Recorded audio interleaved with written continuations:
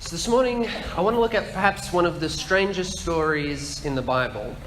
And not only is the content of the story strange, but it seems to interrupt the flow of the overall narrative in the book of Genesis. Let's turn to Genesis chapter 32, and we begin to see what I consider to be a weird intermission in the life of Jacob. Genesis chapter 32, and basically what we've been seeing in the book of Genesis is a story arc or a narrative arc of Jacob. He begins by living up to his name, which means deceiver, and he tricks his brother twice into giving up his birthright and then the blessing that was owed to the eldest son. And eventually the tensions between these two get to a point where Jacob decides, if I don't leave, Jacob is going to kill me. And so he decides to leave his family and go live with his uncle Laban.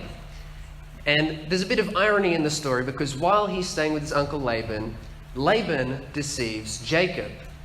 And eventually the tension between Jacob and Laban gets to the point where again Jacob decides, I have to leave to avoid this unnecessary conflict. And so then after he's left Laban, he decides, you know what, 20 years has passed since I've seen my brother Esau. It's been 20 years and I still haven't reconciled this relationship with my brother.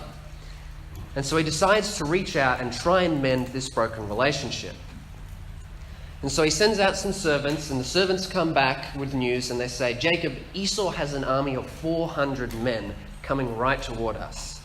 I don't think Esau's very interested in negotiating peace. Not sure he's really up for this reconciliation idea. And so Jacob, he decides to send his servants out again, but this time with gifts and offerings, hopefully to appease his brother and his anger. But just in case, he decides to take his family and separate themselves from the rest of the camp. That way, if Esau is going to ambush the camp, well, him and his family will be far off and they'll be safe from any attacks. And so you can see this is coming to the end of Jacob's character arc. He starts off being deceived. He then learns his lesson about deception from his uncle, and now he's getting ready to fix the mistakes he made 20 years ago. And just before we see the resolution of this character arc, there seems to be a strange story right before. And we read it here in Genesis 32. Let's begin in verse 22. It says, Jacob arose that night, took his 2 wives, his 2 female servants, and his 11 sons, and crossed over the ford of Jabbok. He took them, sent them over the brook, and sent over what he had. So again, we see Jacob detaching himself from the rest of his camp to make sure that he and his family are safe. And pay particular attention to when this takes place. It says he arose that night. Let's say that's around about 7 o'clock. That'll become a very vital piece of information as we continue to read through this story. Let's continue on in verse 24. It says, Then Jacob was left alone, and a man wrestled with him until the breaking of day.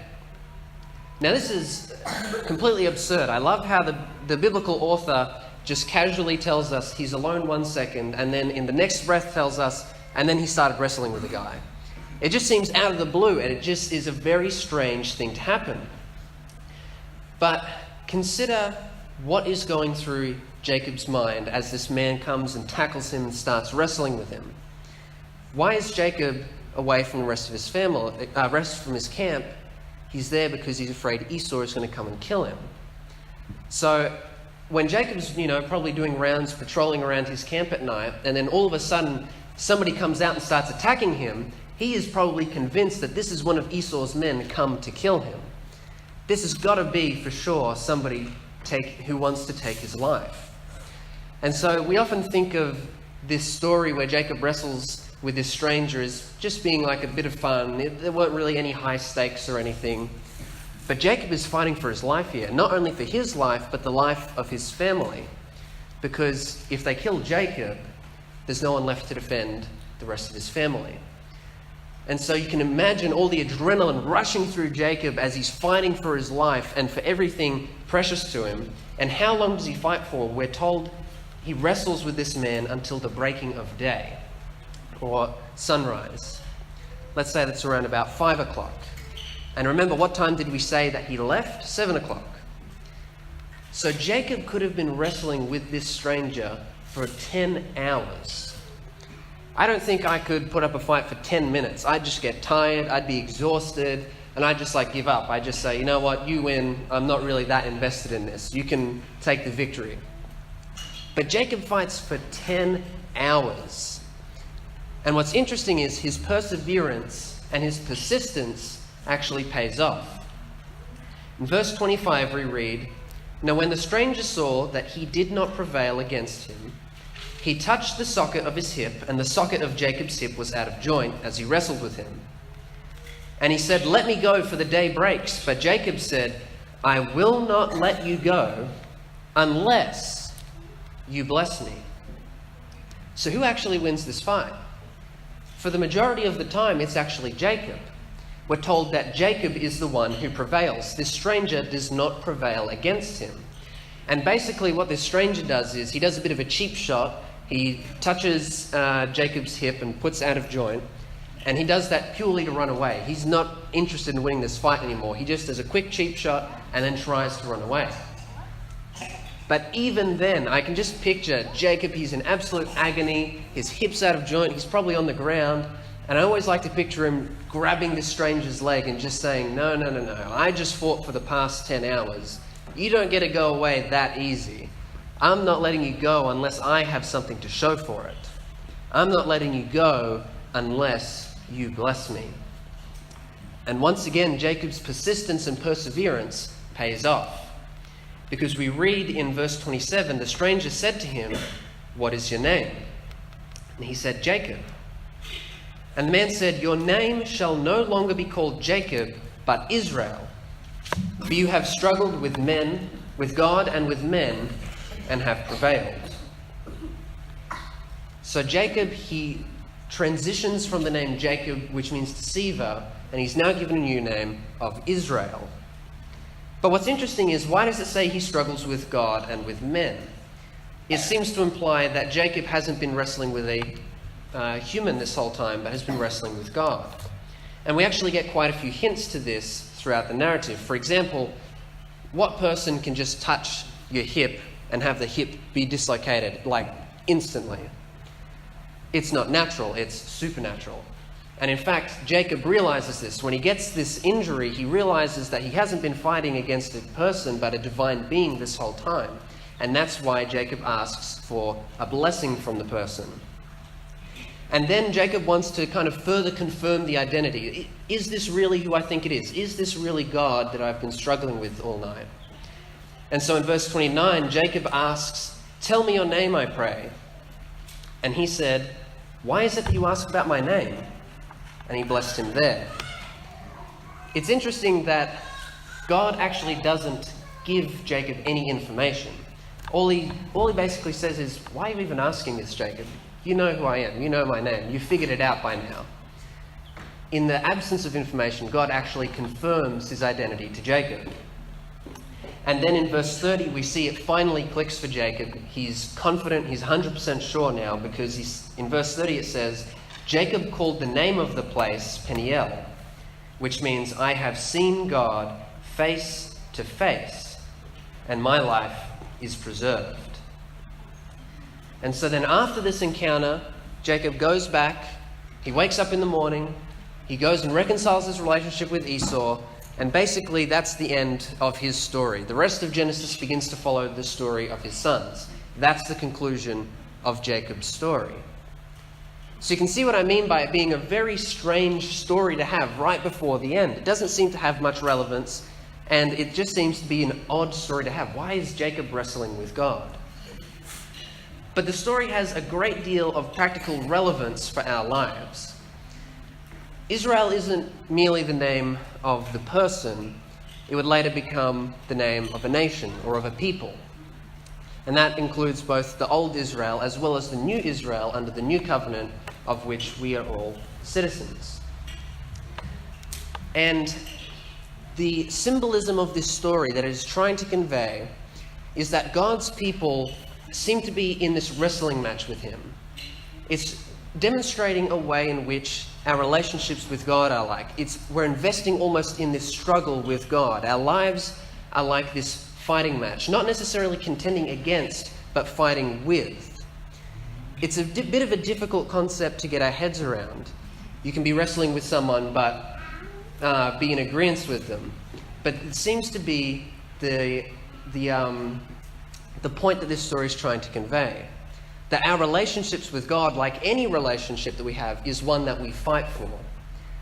And just like Jacob, who said, "I will not let go of you, God, until you bless me," we have the same responsibility and the same thing given to us.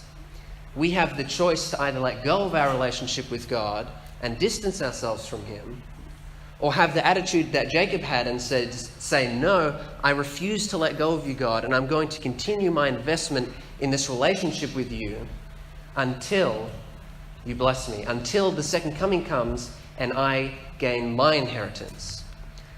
It's interesting, isn't it, that Jacob, he illegitimately took his inheritance and blessing. And so now when it comes to God giving him this opportunity, he asks, can I have it rightfully this time? Can I legitimately have my inheritance and my blessing? In the same way, we're told in Ephesians 1 that we are sealed with the Holy Spirit with an inheritance of eternal life. And we are to have the same attitude that Jacob has here. I will not let go of you, God, and I refuse to abandon you until I receive that blessing.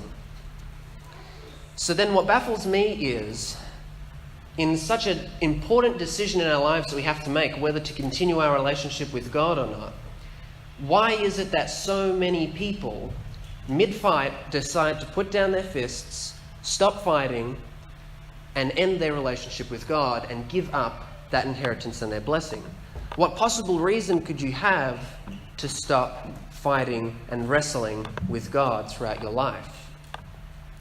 This morning I want to look at three main reasons as to why so many people make this decision. And as we go through each of them, I want to look at some of the logical fallacies that we put ourselves in, as well as the mindsets that they are and how we can avoid getting into these mindsets. How we can ensure that we, like Jacob, continue to fight every day the spiritual battle to hold on to God. So the first reason as to why so many people give up on God is unworthiness. Here's the mindset. God, you're just so gracious and loving and merciful, and all I ever do is sin, and I'm a failure, and I'm a burden upon you. If I really want to be selfless and not burden you anymore, God, the right thing for me to do would be to distance myself from you. That way I can no longer be a burden on you. I don't deserve you, and so I'm going to push you away. Now, it might seem a bit far-fetched when we think about it in terms of God, especially when we can't see God in a sort of physical but a spiritual relationship. But we do the exact same thing in our relationships with family and friends. For example, last year was my first year in college, and the thing I was most concerned about was making a new group of friends. Now that sounds like a very primary school problem to have, what if I don't make friends while I'm there? But in my defense, I haven't had to make any new friends since primary school. I went to this exact same school from kindergarten through to year 12, and so I made my first friends in kindergarten and just took them all the way through. I'd never been in a position where I was the new person coming in and I had to go and actively make friends. But God blessed me and gave me a great group of friends last year that I'm very thankful for. But I made one mistake, and that was I told them one of my biggest pet peeves. You really shouldn't give information like that to friends because they'll use it against you. And perhaps one of my biggest pet peeves, you may or may not know this, are minions. Now, if you don't know what a minion is, you're blessed, honestly. But I'm about to ruin that for you. They're these little cartoon characters, they're yellow, they wear little blue overalls, and they just speak gibberish. They don't speak any English, it's just nonsense. And the reason they annoy me so much is I can't escape them. No matter where you go, they're everywhere. If you walk into a shop, there'll be minion pencil cases, backpacks, and all sorts of stuff, notebooks. You can't escape them. I go on the internet and a friend will post like a really nice inspirational quote. And I'm like, yeah, that's really good. I really like that. And then in the corner, there'll be a little picture of a minion. And I'm going, what? That doesn't even have any relevance to the quote. And so it just seems that I can't escape these little cartoon characters. They follow me wherever I go. And so my friends began to make a bit of a joke out of it. It was like, how much can we annoy Christopher with minions without actually like really annoying him? So it started off with small things. For example, on my birthday, I was cutting my cake and I realized it was just a giant minion plate on the cake. And then sometimes I'd come back from a lecture and there'd be a big poster on my sign, "Hi Christopher, we missed you, love from the Minions." Just small little things like that. But then one day, I came back from one of my lectures, and this is what I found. My entire room had been decorated with minions. That is a minion bedsheet, that is also a minion pillowcase. And if you see those little yellow things on the ground, they are all little love hearts with my face and a minion face in them. And I think I counted up, there were about 100 of them all hidden around in my room. And yes, that is a tripod. They had a camera there so that when I came into the room, they could catch my reaction. Needless to say, it was very inconvenient and it was quite annoying. But you would think that I would be more frustrated at this because it's a pretty inconvenient prank. But in fact, I actually felt upset. You see, my friends had gone to a lot of effort to pull off this prank for me. They had put in a lot of energy and time and investment, all to demonstrate how close friends we were. Despite it being to annoy me, it was done in a way of mutual friendship. And I mean, these guys, they had to buy all of the bedding, they had to pay for shipping, they spent hours printing and cutting out all these pictures of me, and they went above and beyond. They went and got cameras, they borrowed cameras from staff at college. They went and did all these things just for me. And I just felt completely unworthy of their time and energy and effort. And so for the next few days, I really just distanced myself from the rest of my friends because I felt unworthy of them. I distanced myself because I felt as though I was being a burden upon them. I wasn't worthy enough. I didn't deserve their friendship. And we can do the exact same thing when it comes to our relationship with God. We don't feel deserving of our relationship with Him, and so we can distance ourselves from Him. Now, why doesn't that make any sense? Well, first of all, if God is wrestling with you, that shows that He has a genuine investment in this relationship. Despite whether you deserve it or not, God wants to be here. He wouldn't be there otherwise. He cares enough to be in this relationship. And so, what we actually deem to be a selfless act of pushing ourselves away from God is actually a selfish one. Because we're depriving or taking away something away from God that He deeply cares about. And the second thing that doesn't make much sense about this is the whole idea of grace is that you are unworthy of it. The definition of grace necessitates that you be undeserving of it. All have sinned and fall short of the glory of God. None of us deserve this gift of grace, and yet God says, in spite of your sin and in spite of your failure, I'm going to give you this gift. Despite the times that you mess up, I'm still going to invest in my relationship with you. Listen to this quote by Ellen White as she describes what's going on in Jacob's head as he's wrestling with God. It says, while he was thus battling for his life, the sense of his guilt pressed upon his soul. His sins rose up before him to shut him out from God. Very interesting, isn't it? As he's wrestling with God, these thoughts of unworthiness and undeservingness come into his head. And we're told later in the chapter that these are attacks from Satan. And then listen to what Jacob does to remedy this feeling of unworthiness. It says, but in his terrible extremity, he remembered God's promises, and his whole heart went out in entreaty for his mercy. Jacob's was the assurance of one who confesses his own unworthiness, yet trusts the faithfulness of a covenant-keeping God. Jacob was going through these thoughts. I'm unworthy of all the effort, the energy and time and investment that you placed in me, God. And yet it was in that moment that he remembered the covenant promise of God. The promise of God that states, in spite of your unworthiness and in spite of your failures, I still love you and I'm committed to this relationship. And so we discover that the feeling of unworthiness is not a legitimate reason to give up on our relationship with God.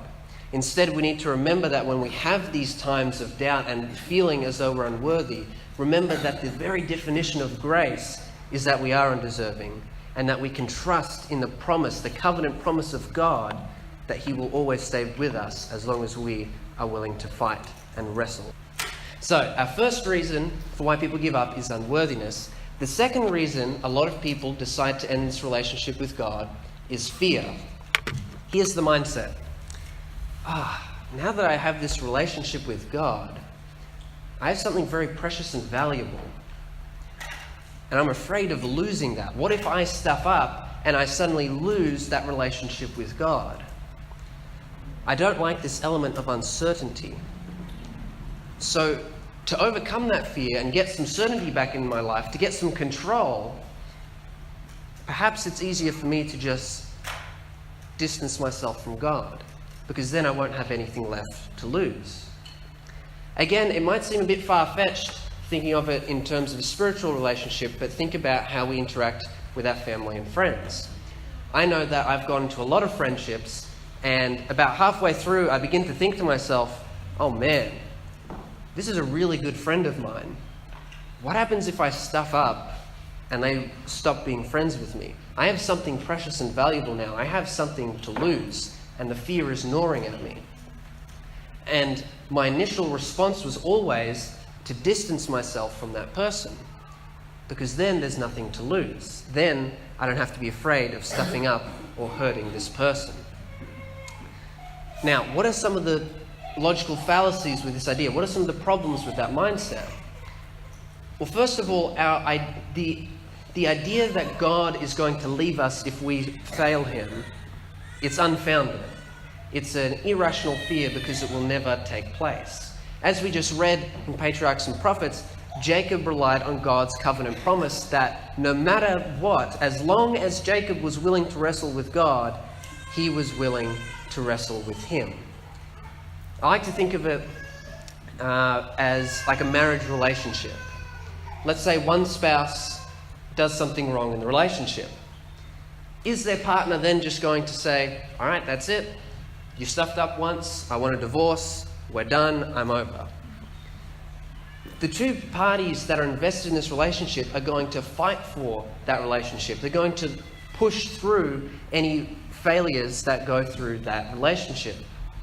And in the same way, God's covenant promise is, in spite of your failures and in spite of your sin, I still love you and am willing to invest in you as long as you're willing to continue investing in me, as long as you continue to wrestle with me.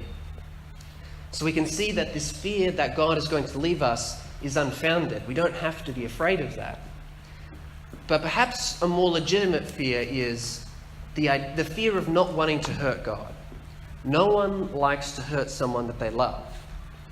And so I feel like that can be, you can justify that a bit more. You don't want to hurt God in the same way you wouldn't want to hurt a close friend or family member. So then how do we overcome that fear? I think it begins by understanding that fear is not always a bad thing, but can be an opportunity. I love this quote by famous author Tom King. He says, "We just have to remember that everyone gets scared.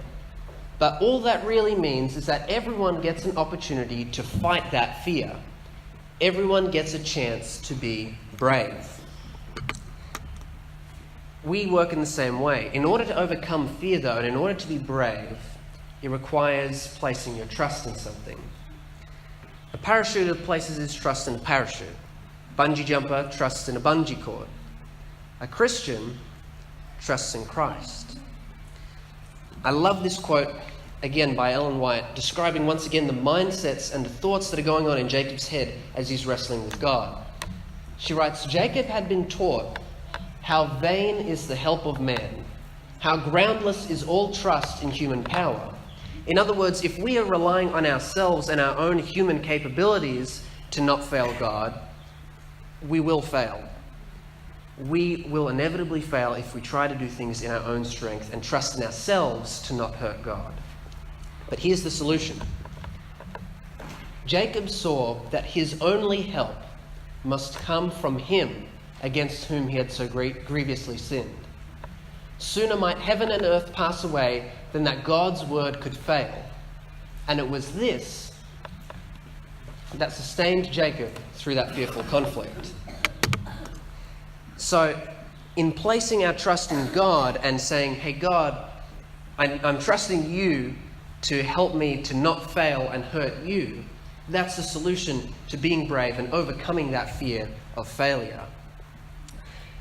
I told you that the name Israel means he who contends with man and with God and prevails. But it also has a secondary meaning, and that means God prevails. Now, why is that so interesting? It's because we read all throughout the chapter that Jacob is the one who prevails, and yet when God gives him his new name, the meaning of the name is God prevails. To me, the way I understand that is the only reason that Jacob prevailed was because God was the one sustaining him. It was only through God's strength that Jacob had the ability to struggle for those 10 hours. It was only because of the strength that God gave him that he was able to prevail. And so when it comes to facing the fears in our life, this fear of not wanting to fail God, if we trust in our own human abilities, we will inevitably fail. But if we trust in God to sustain us, then we know that we can prevail. And so the third and final reason as to why so many people decide to give up on their relationship with God is boredom. Here's the mindset we get into. Suppose it's Sabbath today. Stand up for a benediction, sit down, kneel down for a prayer, get back up, listen to a children's story, put in the tithes and offerings, listen to a sermon, stand up for a song, sit down for a song. And we go through the motions and we do all the things that a Christian does, but without any true heart in it. There's a famous TV show called One Punch Man, and the premise of the show is there's this ordinary man who trains his body every day by day, to the point where he becomes so physically strong that he's a superhero. And when he starts off, he's rescuing people, he's saving the day, he's having all this fun, and he loves doing his job. But after years of doing the same thing over and over again, he begins to lose interest in being a superhero. In fact, he gets so strong to the point where he can literally defeat any villain with one punch. And he just gets so bored of the same routine that he does day by day. He's doing all the things that a superhero does, though. He's saving people, he's rescuing the day. He does everything a superhero does, but he has no heart in it. In the same way, we can do all the things that a Christian does, but without having a heart in it. Turn with me to Revelation chapter 2. Revelation chapter 2, and we find a church that I'm going to call it the One Punch Church. Revelation chapter 2, and we see a collective mindset that have this same approach. They're doing all the things that a church should do, but without any heart. Revelation chapter 2, and beginning in verse 1, says, "To the angel of the church of Ephesus write, These things says he who holds the 7 stars in his right hand, who walks in the midst of the 7 golden lampstands." That's an elaborate description for Jesus. So this is Jesus talking to this church. Here's what he says to them. He says, "I know your works, your labor, your patience, and that you cannot bear those who are evil. You have tested those who say they are apostles and are not, and have found them liars. You have persevered, you have patience, you've labored for my name's sake, and have not become weary." Notice, they're doing all the right things. They're doing all the things that church should do. But what is the problem? Verse 4, Jesus says, "Nevertheless, I have this against you. You have lost your first love." Or in other words, you don't have your heart in it. And he continues on by saying, "Remember therefore, from where you have fallen, repent, do the first works, or else I will come to you quickly. I'll remove your lampstand from its place unless you repent." And that's just a metaphor describing Jesus effectively leaving us. Now hang on, I thought we just said in the last point that God is never going to abandon us, that as long as we're invested in him, he will continue to be invested in us. And yet here in this text, it sounds like Jesus is leaving. The only reason that Jesus is leaving is because the church has already left him. The relationship had ended a long time ago, and this is really Jesus being merciful here, begging, saying, I want to do this, and I'm going to stick around, but if you don't come back, I'm just going to have to respect your decision and stop wrestling with you, stop that relationship. We need to make sure that we don't fall into that same mindset, that we don't be a Christian who does the things of a Christian but has no heart in it. Because effectively what Jesus says is, that isn't a true relationship. Unless you have your heart in it and you're invested, then it's not a true relationship with me. So how do we overcome this idea of boredom? Well, we see the answer there right in verse 5. Jesus tells us, remember from where you have fallen, repent, do the first works. In other words, do what you were doing before you became bored of this routine. Repent and turn back to me. Find that first love again. And we could go into great detail into how we can do that, but I think the simplest solution is to just remember and think upon all the amazing things that God has done for us in our life. If we dwell upon the love that God has demonstrated to us, then like in any other relationship, naturally, we would then want to extend that love back to God. We have to make sure that we don't fall into this mindset of the one-punch Christian who's going through the motions and is doing all the things of a Christian, but doesn't have their heart in it. So, the 3 reasons for why people give up on God are these: unworthiness, fear, and boredom. But as we've seen, as we've looked at all of these different reasons, we understand that none of these are justifiable reasons or excuses to end that relationship with God. If we feel unworthy, we just have to come to terms with the fact that grace is a gift that we don't deserve, and yet in spite of our sins and failures, God wants to continue his relationship with us. Our fears, if we rely on ourselves to not fail God, then we will inevitably fail. But if we trust in God to sustain us, then we know that we can prevail and we can conquer that fear and be brave. And if we feel as though what was once a dynamic and lively relationship with God has become stale and played out, it takes us to find that first love again, so that we make sure we're not going and doing the things of a Christian without having the heart of a Christian. Church family, I pray that our every hope and every desire would be to have the same attitude that Jacob had. To continue wrestling, not for a select 10 hours of our lives, but day by day, we fight a spiritual battle in which we make the decision whether to continue this fight, to continue our relationship with God, or to give up. May our every prayer be to continue that relationship with God, and like Jacob say, I refuse to let go of you until you give me your blessing, and until I can see you in heaven face to face.